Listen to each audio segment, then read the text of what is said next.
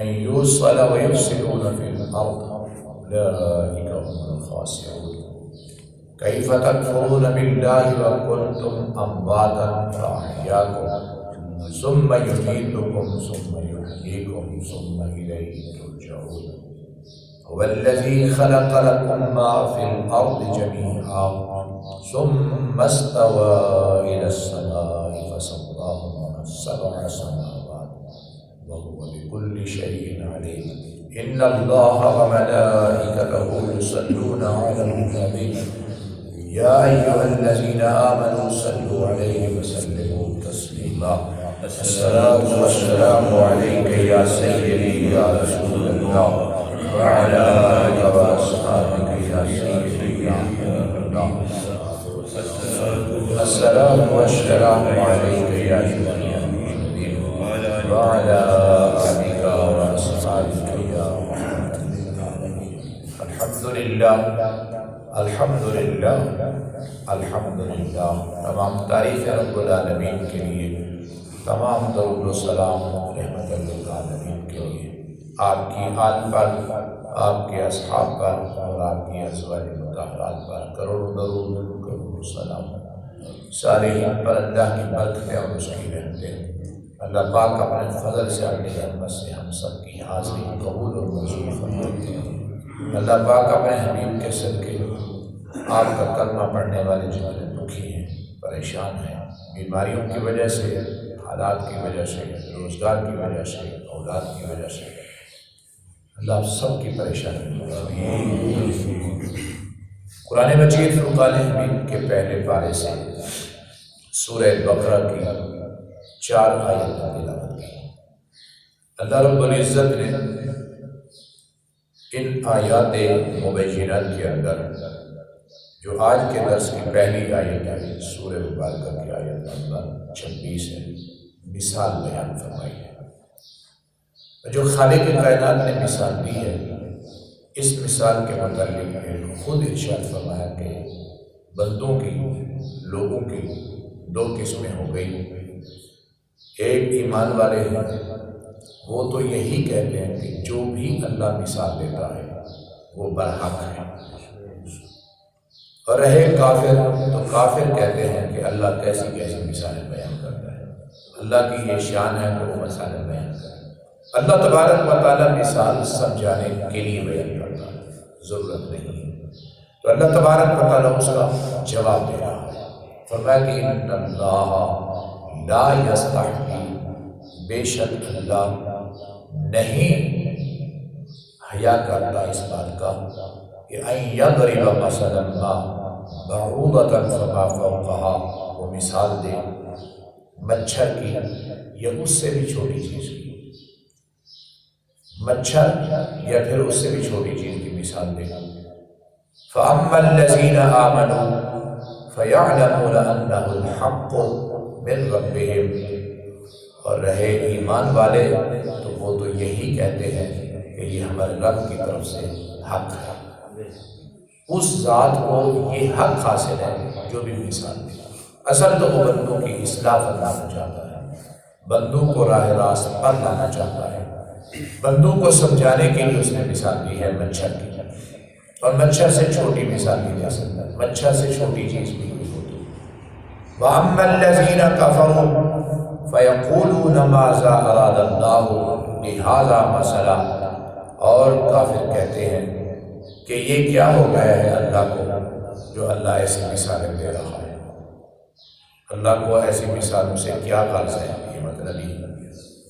آگے جواب دیا کہ یضل بہ کثیرا ویہدی بہ کثیرا، بہت ساروں کو گمراہ کر دیتا ہے ایسی ہی مثالوں سے، ایسے ہی واقعات اور حالات سے، اور بہت ساروں کو ہدایت دیتا ہے۔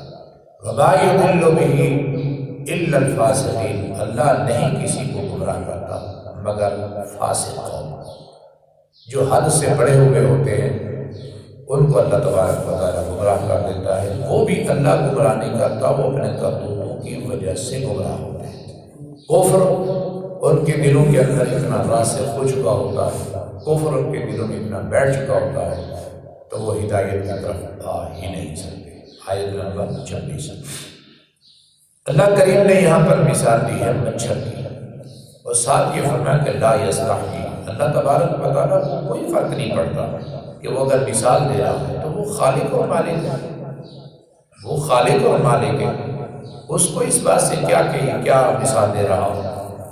تو تم اعتراض کرتے پھرتے ہو کہ کیسا رب ہے ایمان والوں کا، مسلمانوں کا کیسا رب ہے جو مچھر کی مثالیں دیتا؟ تو اللہ تبارک و تعالیٰ نے مچھر کی مثال اس لیے بھی دی ہے، مفسرین نے جو اقوال لکھے کی مناسبت سے عرض کر رہا ہوں، اس لیے بھی دی ہے کہ کتنی بڑی طاقت تھی جو میرے نبی سے ٹکرایا تھا، پوری دنیا پر حکومت تھی اس کی۔ اب آپ خود اندازہ لگائیں جس کی پوری دنیا پر حکومت تھی اس کی کتنی طاقت تھی، پوری دنیا پر راج کرتا تھا۔ جس بدبخت کا ملعون کا نام تھا مردود، اس مردود کی اتنی بڑی طاقت ہونے کے باوجود ہم نے اس کو مچھر سے الگ کرا دیا۔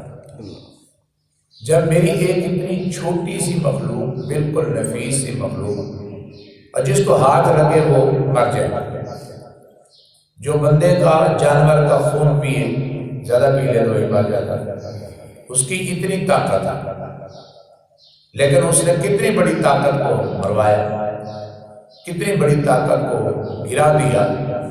آپ خود اندازہ لگاؤ کہ جب میری ایک چھوٹی سی مخلوق کو، جس کو میں طاقت دوں، تو اس کی طاقت کا یہ عالم ہوتا ہے، تو پھر تم خود اندازہ لگاؤ کہ میری بڑی طاقتور چیزوں میں کتنی طاقت ہوتی ہے۔ ہاتھیوں کی فوج ہے، ہاتھیوں کی فوج ہے، سپاہی فوج، پورا بادشاہ خود کمان کر رہا ہے، مگر خالق کی کائنات نے اس کے مقابلے میں چھوٹے چھوٹے ابابیل پرندوں کو بھیجا۔ یہ قرآن کریم کے تذکرے ہے، چھوٹے چھوٹے ابابیل پرندوں کو بھیج کر اسے نیست و نابود کر دیا، اور بتا دیا کہ جب میری چھوٹی چھوٹی مخلوق کی یہ طاقت ہے، تم خود اندازہ لگاؤ خالق کائنات کی پاور، اس کی طاقت کا کیا عالم ہے۔ تو رب کریم نے یہاں پر مچھر کی مثال دی ہے، اور فرمایا فما فوقہا، اس سے چھوٹی چیز کی بھی میں مثال دے سکتا ہوں۔ رہی بات ایمان والوں کی، تو ایمان والے اس بات سے نہیں پریشان ہوتے کہ اللہ چھوٹی مثالیں کیوں دیتا ہے، اللہ تعالیٰ نے اس کی مثال کیوں دی، اس کی مثال کیوں دی ہے۔ ایمان والے یہی سمجھتے ہیں کہ اللہ تبارک و تعالیٰ ہماری اصلاح کے لیے، ہماری بہتری کے لیے، ہمیں سمجھانے کے لیے یہ مثالیں دے رہا ہے۔ فَيَعْلَمُونَ أَنَّهُ الْحَقُّ، اور یہ ہمارے رب کی طرف سے حق ہے۔ جس ذات نے مثال دی ہے وہ ذات علیم ہے، وہ خبیر ہے، وہ سب کچھ جانتا ہے۔ اور آگے ارشاد فرمایا وَأَمَّا الَّذِينَ كَفَرُوا فَيَقُولُونَ مَاذَا أَرَادَ اللَّهُ بِهَذَا مَثَلًا، یہ کافر کہتے ہیں جنہوں نے کفر اختیار کیا ہے، جنہوں نے کفر کو پسند کیا ہے، اور یہ کہتے ہیں کہ یہ کیسی بات ہے، اللہ تعالیٰ نے یہ مثال دی ہے۔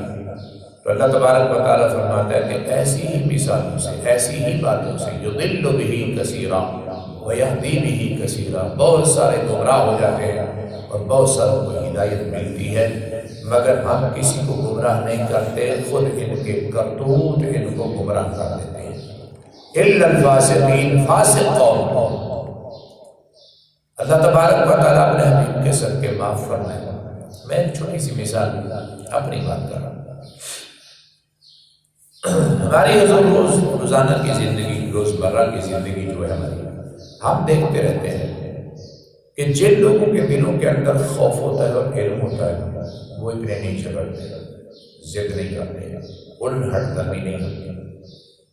اور جو لوگ زیادہ گمراہ ہوتے ہیں، گناہ گار ہوتے ہیں، بدکردار ہوتے ہیں، وہ لوگ زیادہ بحث کرتے ہیں ان معاملات کے اندر۔ میں تنظری کر رہا ہوں، یہ آپ کے تجربے اور مشاہدے سے گزرا ہوگا، یعنی نماز کے متعلق، عبادت کے متعلق، قرآن کی تلاوت کے متعلق، داڑھی کے متعلق، مسجد کے متعلق، یہ گفتگو آپ سن کے دیکھیں، یعنی گمراہ قسم کے لوگ اس پر بحث کریں گے، یار یہ کیوں ہے، ایسا کیوں ہے، ایسا کیوں ہے، وہ اس حوالے سے گمراہ ہوتا ہے، کیونکہ گمراہی ان کی جو ہے نا، ان کے دل اور دماغ پر اتنی چھا چکی ہوتی ہے، وہ حقیقت کو تسلیم کرنے کے لیے،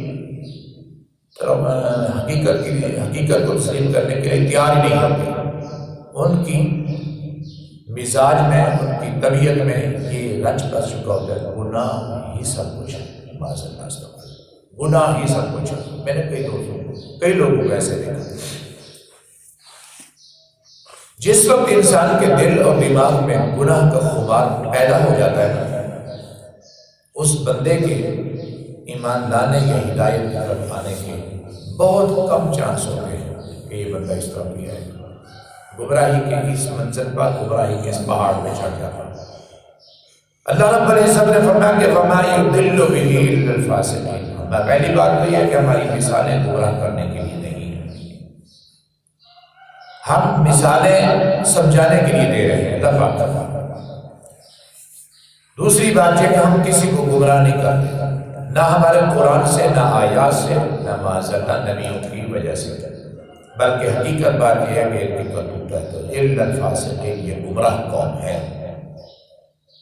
آیت نمبر 27، الذین ینقضون عہد اللہ من بعد میثاقہ، جو ان لوگوں نے عہد کیا ہے اللہ سے اور اس کو توڑتے ہیں پختہ باندھنے کے بعد، من بعد میثاقہ، پختہ باندھنے کے بعد، وَيَقْطَعُونَ، اور اسے کاٹتے ہیں، مَا أَمَرَ اللَّهُ بِهِ، جو اللہ نے جوڑنے کا حکم دیا ہے اس کو توڑتے ہیں، کاٹتے ہیں، وَيُفْسِدُونَ فِي الْأَرْضِ، وہ اللہ کی زمین پر فساد پھیلاتے ہیں، أُولَٰئِكَ هُمُ الْخَاسِرُونَ، یہی لوگ خسارے میں ہیں، یہی لوگ نقصان میں ہیں، گھاٹے میں ہیں۔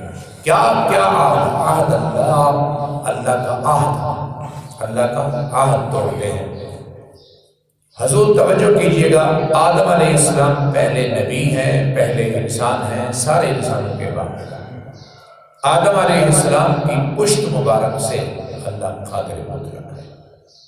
آپ کبھی غور فرمائیں، قرآن پاک کی آیت پڑھنا، نام پارے سے سورہ اعراف میں اللہ پاک نے آدم علیہ السلام کی پشت سے پوری انسانیت کو ایک بار تخلیق کر دیا، پوری انسانیت جو ابھی 1000 سال بعد یا 100 سال بعد 100 سال بعد پیدا ہونا ہے، جس کو آج کی میں بات کروں، قیامت تک کے لیے سارے انسانوں کو پیدا کر دیا، پھر اللہ نے ان کو وجود بھی بخشا، شعور بھی بخشا، یہ سب پیدا ہو چکے ہیں، وجود بھی بخشا، شعور بھی بخشا۔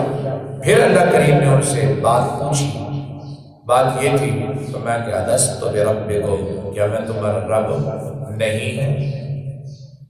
سب نے کہا قالوا بلا، کیوں نہیں، تو ہی ہمارا رب ہے۔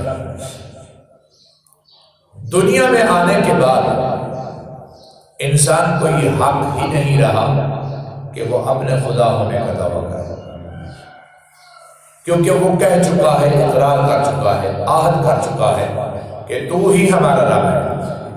نمرود نے کہا، فرعون نے کہا، جن لوگوں نے کہا کہ ہم رب ہیں، ہم رب اعلیٰ ہیں، اور تنہائی میں وہ بھی سمجھتے تھے کہ ہم رب نہیں، رب وہ ہے۔ یعنی انسان کو یہ حق نہیں ہے کہ وہ کہے کہ میں رب ہوں، رب وہی ہے جس کے متعلق یہ گواہی دے چکے ہیں، اقرار کر چکے ہیں۔ الست بربکم کے جواب میں قالوا بلا کہہ چکے ہیں، کیوں نہیں، تو ہمارا ہی رب ہے۔ عہد سے مراد یہی عہد ہے، بندہ کہہ چکا ہے کہ تو ہی ہمارا رب ہے۔ وَيَقْطَعُونَ مَا أَمَرَ اللَّهُ بِهِ أَن يُوصَلَ، اور ان سے کہا جاتا ہے کہ نہ توڑو، نہ کاٹو، نہ وہ باتیں چھوڑو جو ہم نے تمہیں کہی ہیں، اپنوں کے ساتھ بنا کے رکھو، رشتہ داروں کے ساتھ، دوست احباب کے ساتھ، اور بالخصوص نبی کی ذات کے ساتھ، جو نبی، جو رسول تشریف لایا ہے، جو تمہیں ہدایت کر رہا ہے، جوڑ کے رکھو ان باتوں کو، رشتہ داروں کو جوڑ کے رکھو، تعلقات بنا کے رکھو۔ وَيُفْسِدُونَ فِي الْأَرْضِ، اللہ کی دھرتی اور زمین پر فساد نہ پھیلاؤ، یعنی توجہ کرو، گناہ جو ہے نا، گناہ زمین پر فساد ہے، گناہ گار زمین کے لیے بوجھ ہے۔ نیک اور صالح لوگ زمین پر، دھرتی پر اللہ کی رحمت ہوتے ہیں۔ اللہ رب العزت نے فرمایا کہ زمین پر فساد نہ پھیلاؤ، وَيُفْسِدُونَ فِي الْأَرْضِ، تم فساد پھیلاتے ہو میری زمین پر، حالانکہ تمہیں رشتے جوڑنے کا، رشتوں سے تعلقات رکھنے کا میں حکم دے چکا ہوں، مگر تمہاری صورتحال یہ ہے۔ اگر یہی بات ہے تو اولئک هم الخاسرون، یہی لوگ خسارے میں ہیں۔ اس سے بڑا خسارہ کیا ہو سکتا ہے؟ جن کو اللہ کہے یہ نقصان نہیں۔ اللہ پاک فرمائے قابل توجہ سن آیت نمبر 28، کیف تکفرون باللہ، کس طرح تم اللہ کا انکار کرتے ہو، کس طرح تم اللہ کا انکار کرتے ہو، وکنتم امواتا، حالانکہ تم مردہ تھے، فاحیاکم، پھر اس نے تمہیں زندہ کیا، ثم یمیتکم، پھر وہ تمہیں موت دے گا، ثم یحییکم، پھر وہ تمہیں زندگی دے گا، ثم الیہ ترجعون، پھر تم اس کی بارگاہ میں لوٹائے جاؤ، پلٹائے جاؤ۔ اللہ رب العزت نے فرمایا کہ آج تم اس بات کا انکار کر رہے ہو، میری قدرت کا انکار کرتے ہو، تم کیسے میرا انکار کر سکتے ہو حالانکہ تم مردہ تھے؟ یعنی جو ہم نہیں تھے نا، پیدا نہیں ہوئے تھے، اس کو اللہ کریم فرما رہا ہے وَقُلْتُمْ أَمْوَاتًا، تم مردہ تھے، وجود نہیں تھا تمہارا، تم آئے نہیں تھے۔ قرآن کریم کی یہ آیت بھی اس کی وضاحت،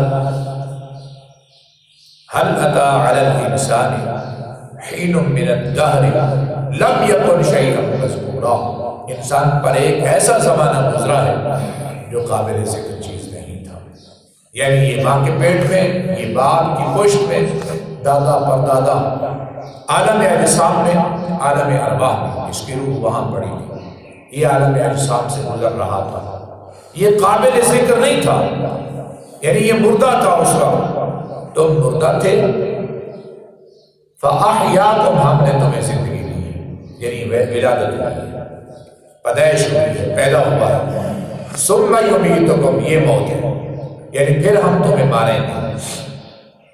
جو اعلان ہوتا ہے فلاں بندہ فوت ہو گیا، فلاں بندہ مر گیا ہے، اس کے متعلق اللہ کریم فرماتا ہے ثم یمیتکم، پھر ہم تمہیں ماریں گے، ثم یحییکم، پھر ہم تمہیں زندہ کریں گے۔ علماء کرام نے، مفسرین نے یہ لکھا کہ دو موتوں کا ذکر ہے، دو زندگیوں کا ذکر ہے۔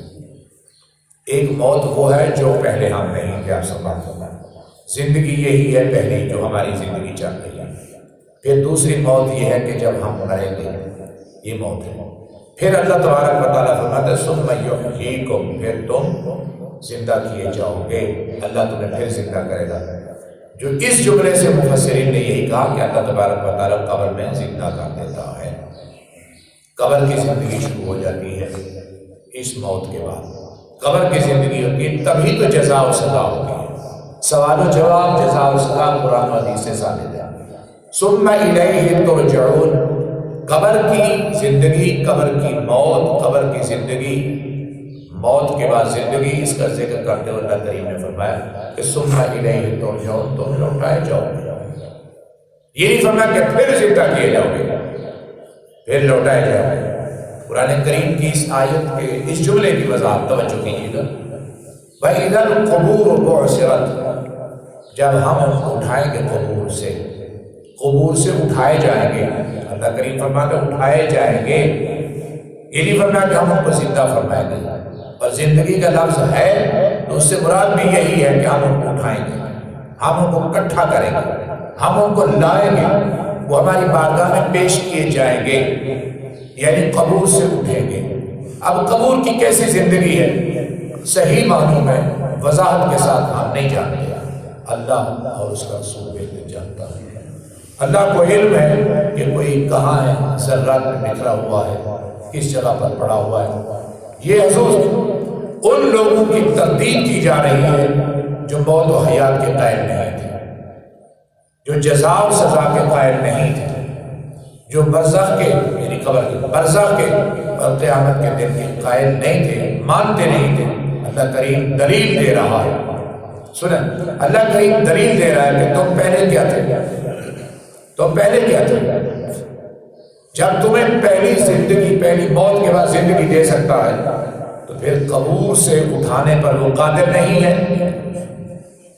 جب تمہیں پہلے موت تھی، موت سے زندگی دی ہے، تو پھر بھی موت کے بعد زندگی دے سکتا ہے، تو اس کی بارگاہ میں لوٹائے جاؤ گے۔ اور اللہ کریم نے اپنی قدرت کا ذکر فرمایا هو الذی خلقکم ما فی الارض جمیعا، وہی ہے ذات جس نے زمین و آسمان کو خلق فرمایا، زمین و آسمان کو خلق فرمایا۔ وہ آسمانوں کو خلق فرمانے والا ہے، وہ زمینوں کو خلق کرتا ہے۔ میں جب بھی ذکر کرتا ہوں میں دونوں کا ذکر کرتا ہوں، زمین و آسمان کو خلق کرتا ہوں۔ جب میں یہ دعا میں عرض کرتا ہوں مالک ارض و سما ہے، وہ مالک صرف ہمارا نہیں ہے، جس زمین پر ہم رہتے ہیں اس کا بھی وہی مالک ہے، اس کا وہی خالق ہے، اور آسمانوں کا بھی وہی خالق اور مالک ہے۔ فرمایا کہ ہم نے تمہارے لیے زمین میں سب کچھ بنا دیا ہے، سب کچھ خلق کر دیا۔ زمین میں حضور کیا کچھ ہے؟ والذی خلق لکم ما فی الارض جمیعا، ہر چیز موجود ہے۔ زندگی خوبصورت گزارنے کے لیے زمین کتنی کشادہ ہے، زمین کتنی کمال ہے۔ زمین کے سینے میں خالق کائنات نے ہمارے لیے روزی کے کتنے خزانے رکھے ہوئے ہیں، رزق کے خزانے موجود ہیں۔